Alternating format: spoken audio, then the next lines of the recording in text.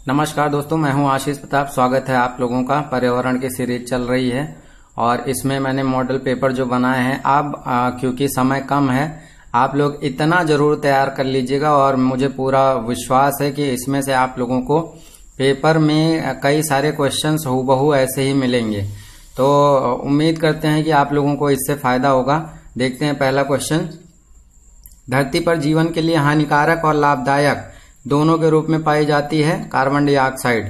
ये दोस्तों हानिकारक भी है और लाभदायक भी है। हानिकारक इसलिए है क्योंकि इससे ग्लोबल वार्मिंग बढ़ रही है और ये वैश्विक तापन को बढ़ाने में औरक प्रकाश को जो है संचित करता है, एब्जॉर्ब करता है, अवशोषित करता है, जिसकी वजह से तापमान बढ़ रहा है। दूसरी चीज लाभदायक इसलिए है क्योंकि इसी की वजह से हमारी प्रकाश संश्लेषण की क्रिया हो पाती है। अगर ये पार्टिसिपेट ना करे तो हो सकता है प्रकाश संश्लेषण की प्रक्रिया कंप्लीट ही ना हो पाए। तो इस वजह से हानिकारक भी है और लाभदायक भी है। हाँ, दूसरा, वर्तमान में कार्बन डाइऑक्साइड के उत्सर्जन में सर्वाधिक योगदान करने वाला देश करंट से रिलेटेड है चीन, अमेरिका, यूरोपीय संघ, भारत चौथे नंबर पे है कार्बन डाइऑक्साइड के उत्सर्जन में। कार्बन नेगेटिव देश के रूप में माना जाता है भूटान। दोस्तों, भूटान को कार्बन नेगेटिव देश के रूप में माना जाता है। जुगाली करने वाले पशुओं से जिस ग्रीन हाउस गैस का निस्सरण होता है वह मीथेन है। जुगाली का मतलब जो पशु मुंह चलाते रहते हैं और आप लोगों ने देखा होगा झाग उनके मुंह पे बनती रहती है, तो उसकी वजह से मीथेन गैस निकलती रहती है। मीथेन गैस का निस्सरण होता रहता है। ओजोन परत अवस्थित है समताप मंडल, स्ट्रेटोस्फीयर। आपको दोनों याद करने हैं, समताप एस से समताप, एस से स्ट्रेटोस्फीयर। तो किसी भी तरीके से जैसे आपको आसान लगे आप दोनों ही नाम याद रखना।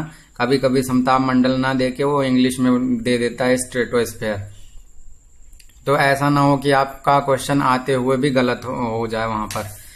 ओजोन छिद्र के लिए उत्तरदायी गैस CFC, क्लोरोफ्लोरोकार्बन। क्लोरोफ्लोरोकार्बन ये ओजोन छिद्र के लिए उत्तरदायी गैस है।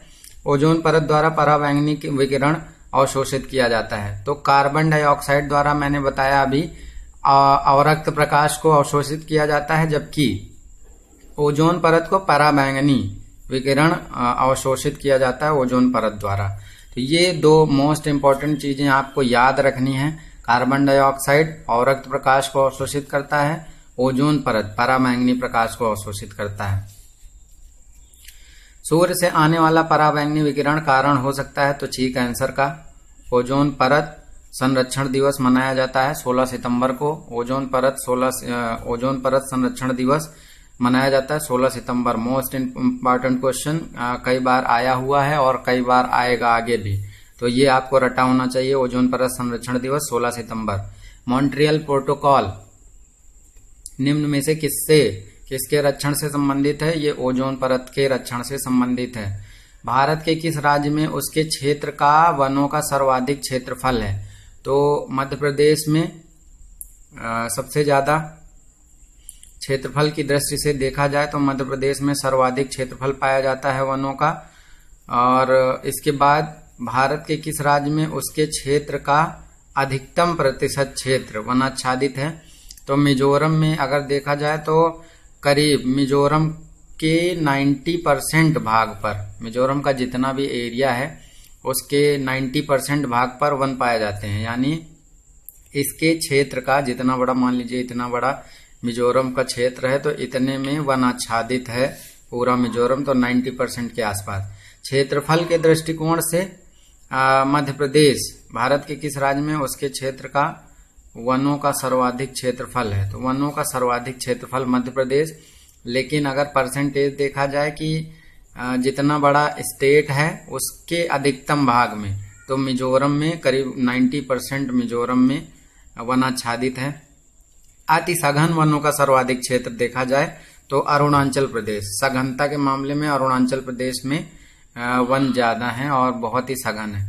तो यहाँ पे 3 क्वेश्चन बनते हैं। पहला क्वेश्चन कि क्षेत्रफल सबसे ज्यादा मध्य प्रदेश में है वनों का। दूसरा क्वेश्चन, कौन सा ऐसा स्टेट है जिसका अधिकांश पूरा क्षेत्र वनाच्छादित है?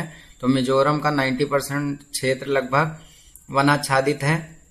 अति सघन वनों की बात की जाए तो यानी सघनता का मतलब बहुत पास पास, तो ये प्रदेश है अरुणाचल प्रदेश। तीनों को याद रखना, तीनों में अंतर आई थिंक समझ में आपके आ गया होगा जैसा मैंने बताया है।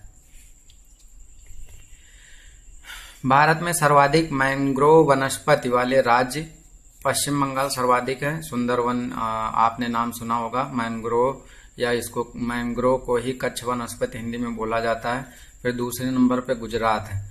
भारत में मैंग्रोव वनस्पति मुख्यतः सुंदरबन पश्चिम बंगाल में पाए जाते हैं। मोस्ट इंपॉर्टेंट क्वेश्चन है, याद रखिएगा। सुंदरबन में मैक्सिमम पाया जाता है मैंग्रोव वन। गोवा का चोराव द्वीप नाम है पूरी तरह से संरक्षित मैंग्रोव वनस्पति क्षेत्र है। तो ये भी याद रखना, गोवा का चोराव द्वीप है पूरी तरह से कच्छ वनस्पति क्षेत्र संरक्षित मैंग्रोव वनस्पति क्षेत्र है। भारत में कौन सा अधिनियम वन्य जीवों को सुरक्षा प्रदान करता है? तो वन्य जीव संरक्षण अधिनियम 1972, और इसके पहले भाग में हमने बताया था वन संरक्षण अधिनियम 1980। वर्ल्ड वाइल्ड लाइफ फंड का प्रतीक कौन सा जानवर है? Giant panda. जाइंट मतलब विशाल, बड़ा, दैत्याकार, giant panda. World wild life fund का प्रतीक जाइंट पांडा यानी विशाल पांडा। ये चीन में पाया जाता है, भालू की तरह होता है, सफेद और काला। इसके बाद 3 मार्च को प्रतिवर्ष विश्व वन्य जीव दिवस 3 मार्च को प्रतिवर्ष मनाने का निर्णय लिया गया है। पगमार्क तकनीक का प्रयोग विभिन्न वन्य जंतुओं की जनसंख्या के आकलन के लिए किया जाता है। अमेजन के वर्षा वनों को पृथ्वी ग्रह के फेफड़ों के रूप में जाना जाता है। अमेजन के वर्षा वनों को पृथ्वी ग्रह के फेफड़ों के रूप में जाना जाता है।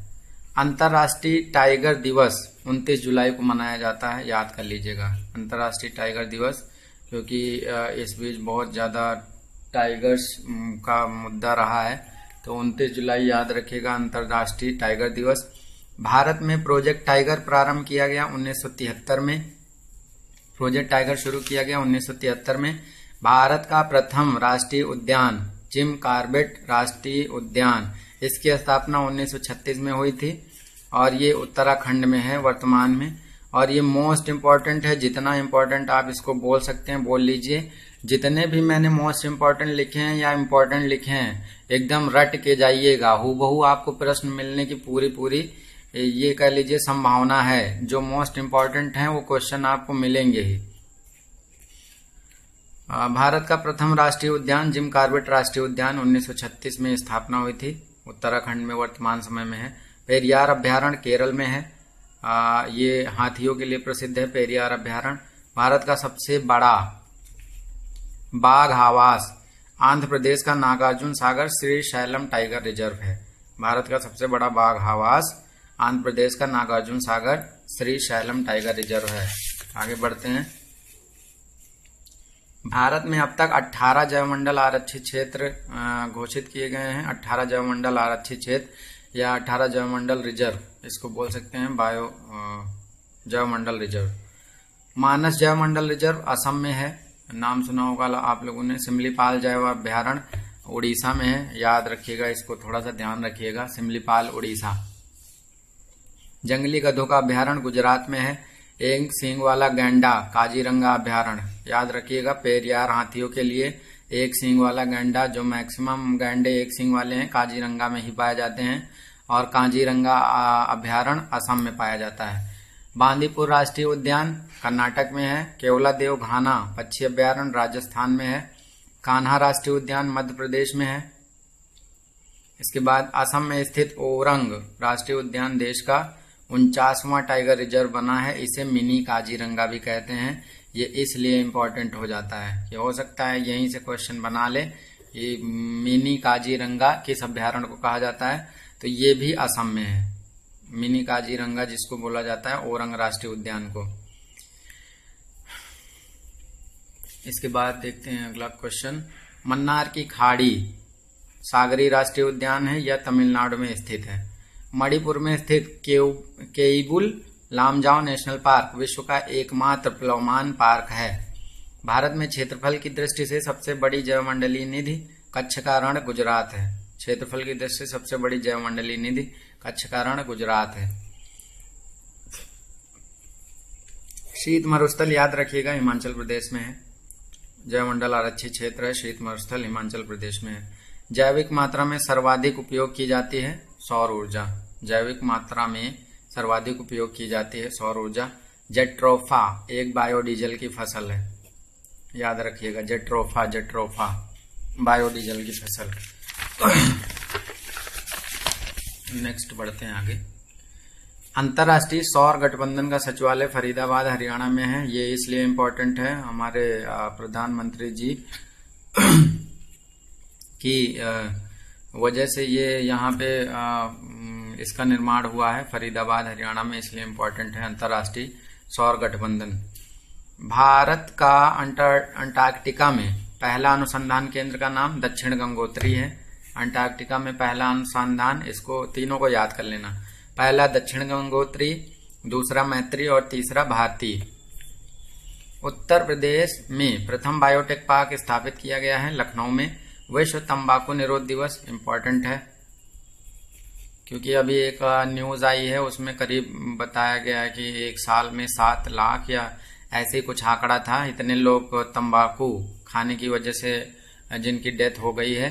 तो इसलिए हो सकता है करंट से जोड़ के, क्योंकि इस बीच बहुत ज्यादा चर्चा में रहा है, हो सकता है पूछ लिया जाए, या कभी कभी मैच द फॉलोइंग करके पूछ लिया जाता है कि मिलान करिए, उसके लिए भी इम्पोर्टेंट है। विश्व जल संरक्षण दिवस मनाया जाता है 22 मार्च को, बहुत इंपॉर्टेंट है आपके लिए। विश्व जल संरक्षण दिवस 22 मार्च। राजेंद्र सिंह को भारत का जल पुरुष के नाम से जाना जाता है। इन्होंने बहुत काम किया है जल के क्षेत्र में, राजस्थान के क्षेत्र में बहुत सारी तालाब वालाब खुदवाए थे, तभी इनको पुरस्कार भी मिला था। तब से इनको भारत के जल पुरुष के नाम से जाना जाता है। भारत का राष्ट्रीय जल जीव डॉल्फिन है। डल झील श्रीनगर जम्मू कश्मीर तथा चिल्का झील उड़ीसा में, याद रखिएगा। डल झील श्रीनगर जम्मू कश्मीर, चिल्का झील उड़ीसा में है। 19 नवंबर को विश्व शौचालय दिवस, क्योंकि बहुत ज्यादा चर्चा में रहता है, इस वजह से मैंने लिख दिया है 19 नवंबर विश्व शौचालय दिवस। विश्व वानिकी दिवस 21 मार्च को मनाया जाता है। स्वच्छ भारत अभियान की शुरुआत 2 अक्टूबर 2014 को। केंद्रीय शुष्क क्षेत्र अनुसंधान संस्थान कजरी, इसको शॉर्ट में बोला जाता है, Central Arid Zone Research Institute, Jodhpur Rajasthan में है। इंपॉर्टेंट है आपके लिए कजरी, Central Arid Zone Research Institute, केंद्रीय शुष्क क्षेत्र अनुसंधान संस्थान, जोधपुर राजस्थान में है। बौलाग पुरस्कार कृषि के क्षेत्र में दिया जाता है। तो इस भाग में दोस्तों इतना ही। मैं उम्मीद करता हूं कि आप लोगों को इसमें से क्वेश्चन कई सारे मिलेंगे वहां पे। तो बाकी शेष अगले भाग में। धन्यवाद।